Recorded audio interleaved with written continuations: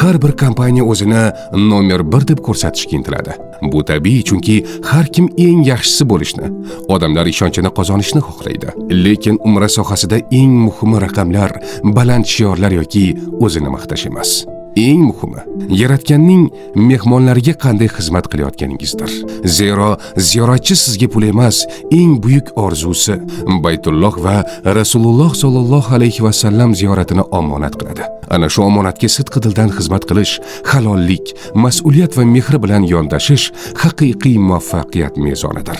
Bizning jamoamiz uchun ham eng katta maqsad nomer 1 degan unvon emas, biz uchun eng katta sharaf har bir ziyoratchining duosini olish, uning ibodati xotirjam va barakali o'tishiga sababchi bo'lishdir. Chunki insonlar qalbidagi haqiqiy o'rinni reklama emas, samimiy xizmat belgilaydi.